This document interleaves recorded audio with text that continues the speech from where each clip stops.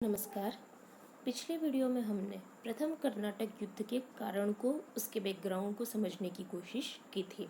उसमें हमने समझा था कि किस तरीके से कर्नाटक का नवाब जो है वो हैदराबाद के निज़ाम से स्वतंत्र होने की कोशिश करता है और किस तरीके से कर्नाटक में राजनीतिक और आर्थिक अस्थिरता का माहौल बनता है।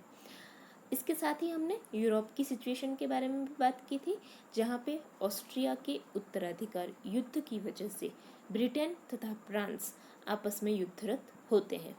आज के इस वीडियो में हम चर्चा करने वाले हैं प्रथम कर्नाटक युद्ध में क्या क्या इम्पोर्टेंट घटनाएं होती हैं उसके बारे में।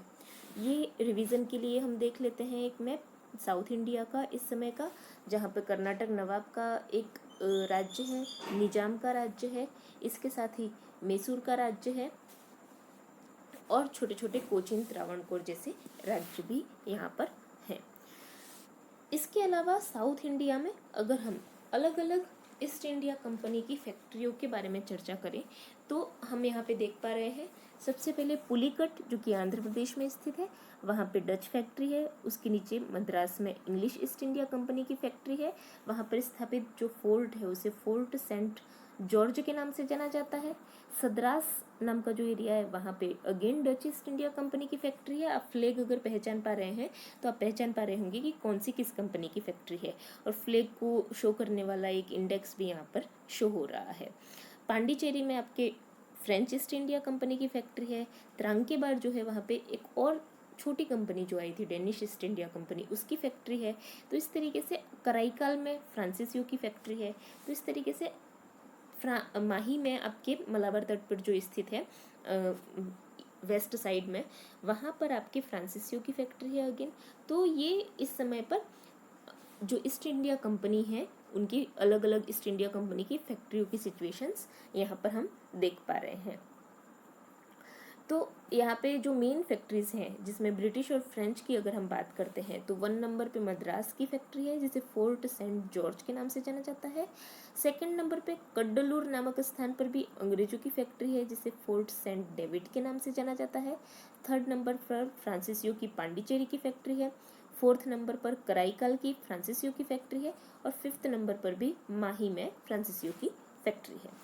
तो अब ऐसी सिचुएशन में अब हम अगर इनके कंपटीशन की बात करते हैं ब्रिटेन और फ्रांस की, तो अभी तक तो इनमें व्यापारिक प्रतिद्वंद्विता ही थी, लेकिन ये व्यापारिक प्रतिद्वंद्विता धीरे धीरे राजनीतिक प्रतिद्वंद्विता में यानी कि पॉलिटिकल कंपटीशन में तब्दील होने लग जाती है। और ऐसा होता है जब 1731 ईस्वी में अलेक्जेंडर ड्यूमा फ्रांस के फ्रांसीसी कंपनियों के गवर्नर बनकर के आते हैं। तो उनकी एम्बिशंस की वजह से पॉलिटिकल इंटरवेंशन जो है वो शुरू हो जाता है, क्योंकि ड्यूमा जो है वो पहले ऐसे फ्रांसीसी गवर्नर होते हैं जो कि फ्रांसीसी व्यापार की सुरक्षा के लिए समुद्र तटीय क्षेत्रों पर नियंत्रण करने की कोशिश करते हैं, और इसके लिए वो हैदराबाद के निज़ाम और कर्नाटक के नवाब दोनों से ही अच्छे संबंध कायम करने की कोशिश करते हैं। इसके साथ ही क्योंकि उनकी ये कोशिशें होती हैं तो हैदराबाद के निजाम के द्वारा उन्हें नवाब का टाइटल दिया जाता है, नवाब की उपाधि दी जाती है, और उसके साथ ही उन्हें कृष्णा नदी के दक्षिण की भूमि से लगान वसूल करने का अधिकार भी दिया जाता है।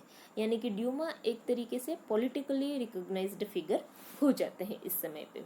उनकी इस नीतियों के बाद जब 1740s में डुप्लेक जो है वो फ्रांस के गवर्नर बनकर आते हैं, फ्रांसीसी बस्तियों के गवर्नर बनकर आते हैं, तो ये जो उनका पॉलिटिकल एम्बिशन है वो ड्यूमा से भी ज़्यादा होता है, डुप्ले का पॉलिटिकल एम्बिशन।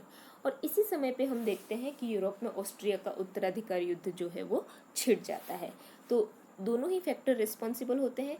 ऑस्ट्रिया का उत्तराधिकार युद्ध जब यूरोप में छिड़ता है तो शुरुआत में तो अंग्रेज और फ्रांसीसी दोनों भारत में शांति बनाए रखते हैं, लेकिन बाद में अंग्रेजों के द्वारा फ्रांसीसी जहाज़ों पर आक्रमण कर दिया जाता है।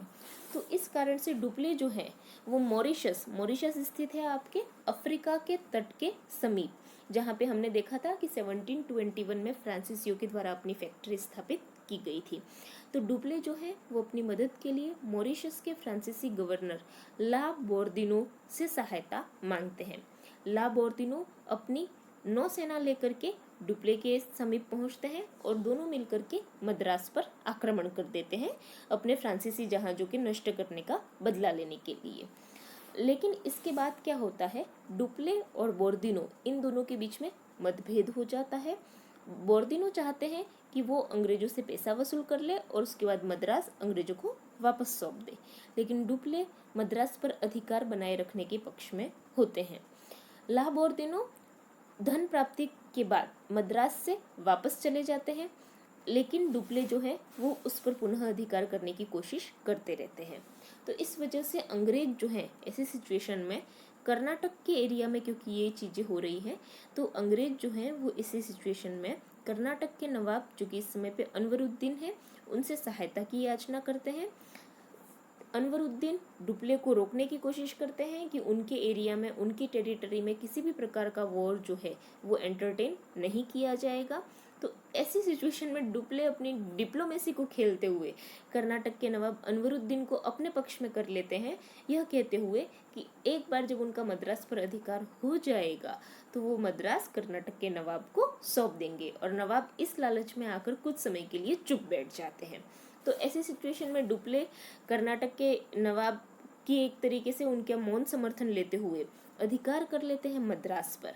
लेकिन मद्रास पर अधिकार करने के बाद वो इसे नवाब को नहीं सौंपते हैं, बल्कि वहां पर फ्रांसीसी वर्चस्व कायम कर लेते हैं। तो इस कारण से कर्नाटक के नवाब के द्वारा मद्रास पर अधिकार करने के लिए एक सेना भेजी जाती है, जिस वजह से नवाब की सेना और फ्रांसीसियों की सेना में एक युद्ध होता है, जो कि मद्रास के समीप अड्यार नाम के एक स्थान पर लड़ा जाता है।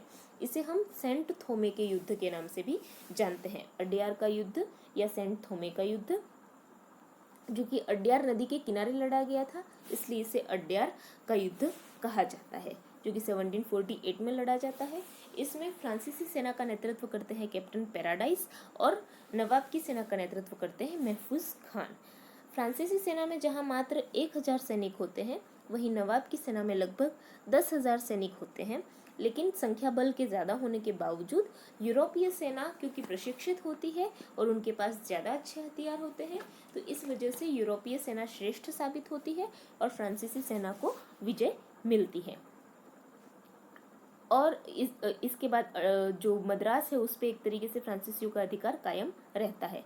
लेकिन ये जो कॉन्टेक्स्ट हम देखा था हमने यूरोप का ऑस्ट्रिया के उत्तराधिकार युद्ध के संबंध में, वहाँ पे हमने बात की थी कि उस उत्तराधिकार युद्ध का समापन होता है एक्स-ला शापेल की संधि से, जो कि 1748 में होती है।